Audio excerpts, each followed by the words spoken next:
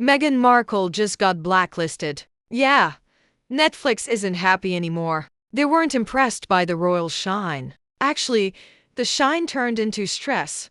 Way too much drama, not enough success. And a moment behind the scenes so awkward and wild that insiders said, "Yeah, we're done."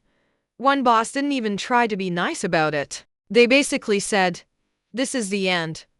And just like that, Meghan went from Hollywood's shiny new queen to the girl nobody wanted at their lunch table. Because after all the cameras, all the excitement, and all the drama, Netflix finally said enough. And trust me, what's coming next? Nothing gets you ready for how crazy this tea is. So here's the tea. Netflix didn't throw a fit. They didn't call the news. They didn't even wave goodbye. Nope. They did something way colder. They cancelled Meghan quietly. Like when someone stops texting you back but still posts photos online. That kind of cold. Behind the scenes, insiders said the Christmas special wasn't a party. It was a cover-up. A holiday treat hiding one last message. This is goodbye. Executives literally called it the closing credits. They already knew the show was over. No season 3.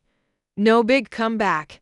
No magical holiday surprise. Just a polite smile on the outside and a silent "we're finished" on the inside. And the mega deal. The big royal Hollywood contract that started the Sussex era. Yeah, Netflix is letting that die too. When it ran out in September 2025, they weren't bringing it back, not even thinking about it. And that's the moment the fairy tale broke. The moment when the biggest platform in the world decided Meghan wasn't the star she thought she was, not trending, not trusted, not worth keeping. The royal countdown hit 0. Now, if Netflix was going out, they were going out messy. Enter the kiss. In the final trailer, there's this awkward, cringy, please look loving for the camera moment where Meghan suddenly pulls Harry in like a mom dragging a kid into a family photo he totally doesn't want to be in. Harry, he wasn't even thinking about romance. The dude was focused on his food. He looked like he just woke up, got lost, and walked into filming by accident. His hairline. Oh man. People said they'd never seen it look that rough. One person even said he looked like he'd been dragged through a bush backwards. Yikes. And while Harry looked like he wanted to disappear into his cereal bowl, Meghan was all stiff, flinching like even she didn't want that kiss. But she wanted the video. It wasn't sweet. It wasn't romantic. It was fake. A prove you love me moment for the cameras. Harry was a prop, a background character in his own marriage. And Netflix put that moment front and center because they knew the truth. Harry sells. Drama sells. Embarrassment sells. That kiss wasn't a love story. It was a marketing trick. And the worst part, Harry didn't even look like he knew he was in the trailer. That wasn't just awkward. It was embarrassing. So after the Netflix breakup, energy started spreading through the Hollywood air like drama perfume. Meghan didn't sit down and cry into a pillow. Oh no. She did what every reality show villain does when the crowd stops cheering. She switched it up. Suddenly, her new favorite word wasn't royal, Hollywood, or even inspiring. It was mom. Insiders said she was cooking up a whole new plan. A giant mommy empire full of family-friendly content, parenting tips, lifestyle branding, fancy products, maybe even shows about kids and home life. She dropped tiny hints like breadcrumbs inside her holiday special, cozy moments, homey crafts, warm lighting, family vibes, except it didn't actually feel warm or family or cozy. People behind the scenes said it felt like a soft opening for something big, like she was trying to become the CEO of Mom World. But here's the twist that makes the whole thing awkward. The world doesn't actually see Meghan as a hands-on mom. The transcript makes it clear. She leaves the kids with nannies for long stretches. She doesn't know who's watching them half the time. And her big parenting brag was bringing her daughter into a business meeting for like 5 minutes. Not exactly the warm cookies and bedtime stories mom image she wants to sell. It's like opening a bakery when you don't even eat bread. But hey, money talks. And when your Netflix crown falls off, you grab whatever new hat you can find, even if it says Mom Boss. Because behind the sparkle, the message was clear. This wasn't about motherhood. This was about marketability. And Meghan wasn't planning to stop at craft and cozy vibes. Oh no, things were about to get way more personal. While Meghan was sketching out her mommy world empire, Harry was facing a different kind of plot twist, a money one. Remember when Harry used to stand next to world leaders, give speeches about global issues, and represent the royal family? Well, fast forward to now, and he's booked to give a big speech to real estate agents. Yep, not presidents, not diplomats, not world leaders, real estate agents in Toronto. And they had to pay to come.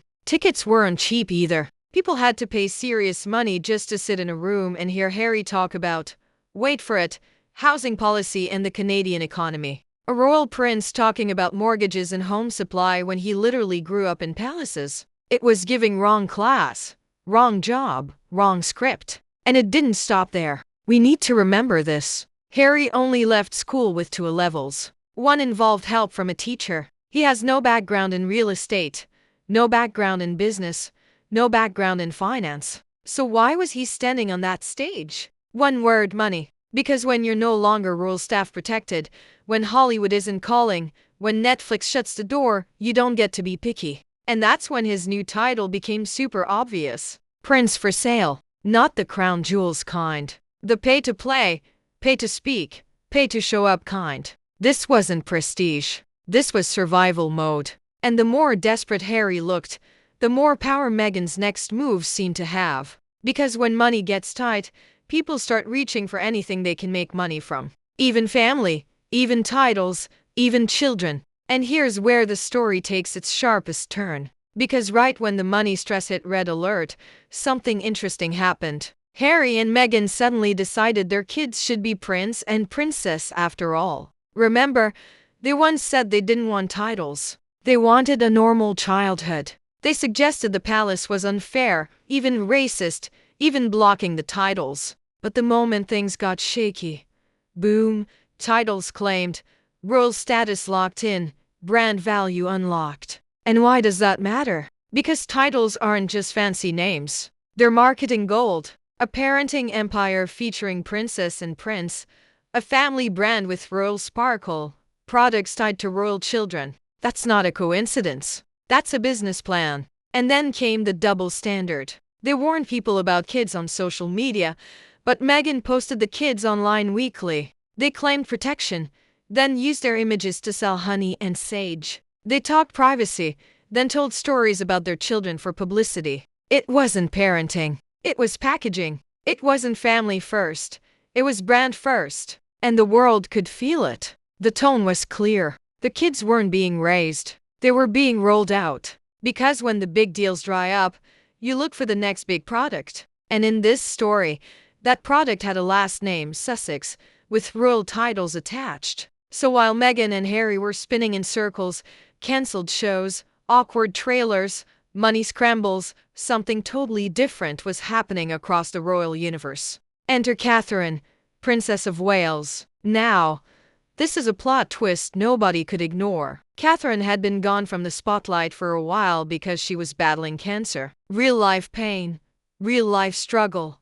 No cameras, no fake crafts with strangers, no staged kisses, just health, family, and healing. And then she came back, not with a publicity stunt, not with a lifestyle special, not with a look at me brand drop. She came back with purpose, standing on a real stage, speaking to leaders, companies, and major organizations about actual issues like supporting parents, workers, and families. Big stuff, smart stuff, stuff that affects real people's lives. Her message: love matters more than success. Family matters more than fame. She spoke calmly, confidently, and from the heart. And the audience, full of powerful adults, listened. Not because she forced a moment, not because she dragged someone into a kiss, not because she needed buzz, but because she had respect. And that's the thing. While Meghan was trying to look like the queen of mommy branding, Catherine was acting like a future queen of the country. One was performing motherhood. The other was protecting it. One was staging a cozy image. The other was creating real change. It was like putting a plastic crown next to a real jewel. And once people saw that contrast,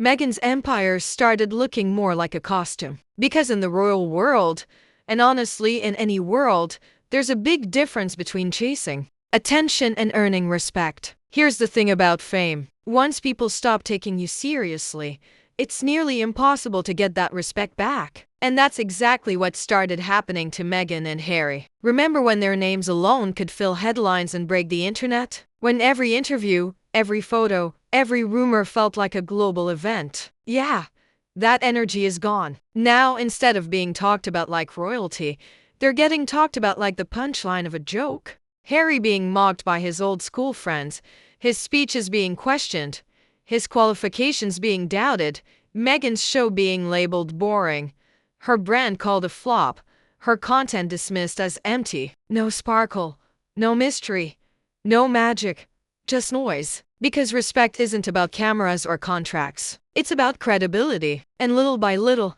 theirs was slipping away like sand falling through an hourglass. Once Netflix backed away, other powerful people started paying attention. If the biggest streamer in the world didn't want to keep them, what did that say? That they weren't worth the investment? That the experiment failed? That the hype had dried up? Netflix didn't have to yell it. The message was clear. They had lost their value, not as humans, but as Hollywood assets. And in that world, losing value is the biggest blow of all. Because fame doesn't fall with a crash. It falls with a silent shrug. People stop caring. People stop watching. People stop believing. And once the audience looks away, the spotlight turns off.